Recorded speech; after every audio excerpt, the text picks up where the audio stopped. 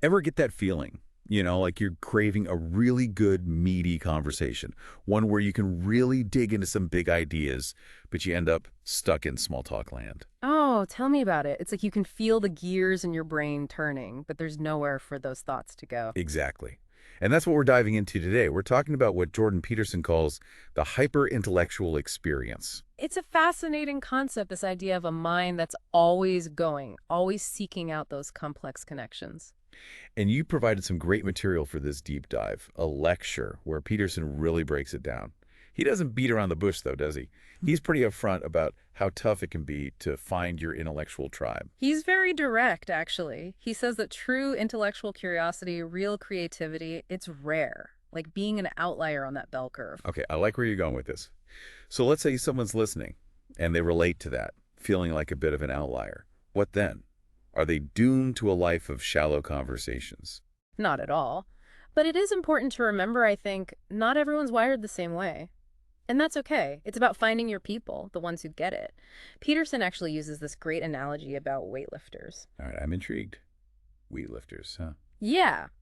He says, and I'm paraphrasing here, heavyweight weightlifters compete with heavyweight lifters for a reason, and we all accept that. It's not about expecting a beginner to lift with the pros. It's about finding your weight class, intellectually speaking. So you're saying just like a weightlifter needs a gym with the right equipment, someone who's intellectually curious needs to surround themselves with people who can, what, match their intellectual sparring skills. Exactly. It's about those minds who can challenge your assumptions, push your thinking, and engage in those really stimulating discussions. Not about elitism, more about finding a space where you can thrive. That makes a lot of sense. But how does Peterson address that potential pitfall? Letting your intellectual prowess go to your head. That's where his idea of the arrogance of the intellect comes in. And he actually uses an example from his own life, right? Something about his friends and how they reacted to Trump voters. He does. He talks about these friends, super intelligent people, looking down on Trump voters, dismissing them as, well, unintelligent. Peterson argues that's a prime example of the arrogance of the intellect, mistaking intelligence for, like, moral superiority. A cautionary tale, for sure. So it's not enough to just be smart. He's saying intelligence and wisdom, two different things. I think he even mentions knowing people who weren't what you'd call traditionally intelligent, but were incredibly wise. Absolutely. He stresses wisdom is about applying that knowledge, considering other perspectives, recognizing the value and experiences beyond just the intellectual. He even uses a thought-provoking analogy, actually, Christ being a carpenter. Now, that's an interesting comparison. Why highlight Christ's profession? What's the significance there? It's Peterson's way of saying intelligence isn't the only measure of worth. There's dignity in all types of work, all sorts of skills. He makes a point, too, about how a good carpenter needs more than just book smarts. Right. Oh, absolutely. Practical skills, honesty, integrity. Imagine hiring a carpenter who aced geometry but couldn't hammer a nail straight. That's a hilarious image. Really drives the point home. Theoretical knowledge without practical application, you're missing something. Exactly. It's about valuing and cultivating those different forms of intelligence, skills, experiences, the whole package. Now, we can't talk about Peterson and this hyper-intellectual idea without mentioning that picture he paints. Vivid, if a little unsettling, of the modern intellectual. He even gives it a name, the giant ear problem. Draws on Nietzsche's "Thus Spoke Zarathustra" to that one. Classic Peterson, weaving in philosophy and literature. For those of us who maybe haven't gotten around to Nietzsche yet, what's the giant ear all about? Basically, Peterson describes this character who's totally underdeveloped, except for one thing, a massive ear. This character is obsessed with absorbing information, always listening, observing, but doesn't actually do much with all that input. So all ears, no action. All theory, no application. You got it. And that's Peterson's warning, especially to those who resonate with this hyper-intellectual label. Don't get so caught up in absorbing information that you neglect other vital parts of life.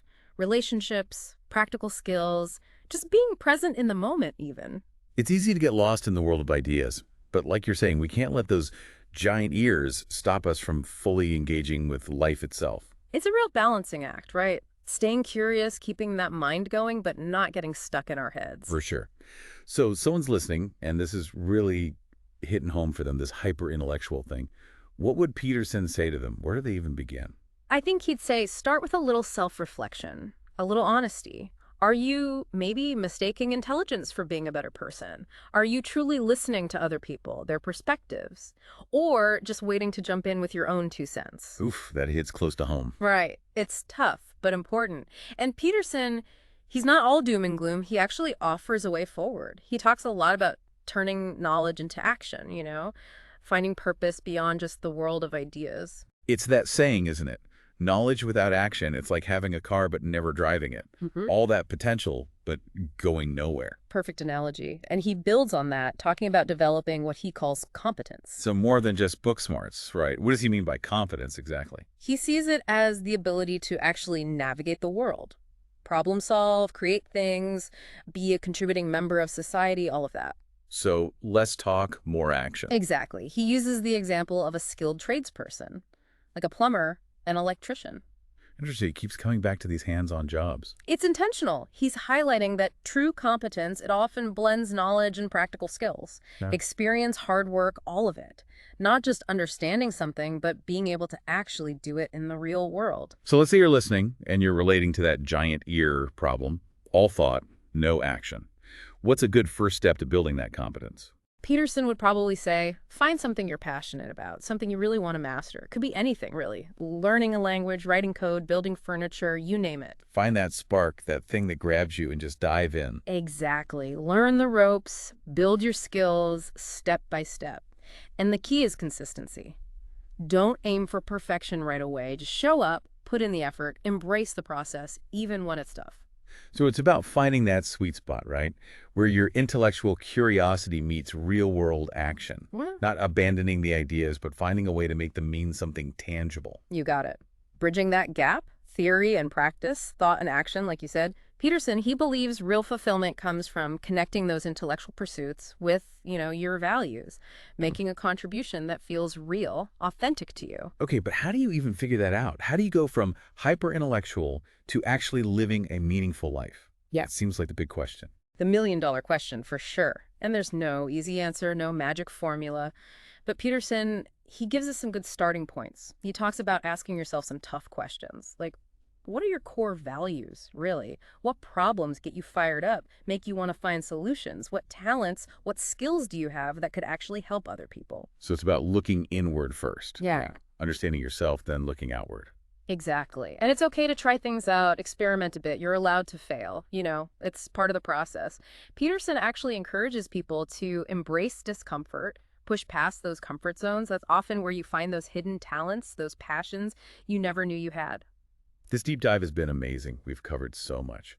Being hyper-intellectual, finding your tribe, staying humble, and then actually turning all that mental energy into something real, something that matters. It's been a blast exploring all this with you. Peterson, he really gets you thinking, and it's these conversations, these dialogues that help us unpack it all, figure out how it applies to our own lives. It's a good reminder that being hyper-intellectual isn't about some IQ score or how many books you've read. It's about wisdom, humility, and using what you've got to make a difference in the world. And maybe most importantly, remembering this journey, figuring yourself out. It's ongoing. Always more to learn, always more to experience. So if you're listening and you relate to this feeling of navigating the world on a different wavelength, embrace that intellectual side of yourself. Find your people, challenge yourself, never stop learning. But remember to come up for air sometimes. Look around, find those ways to take those ideas and make them real. Your journey starts now.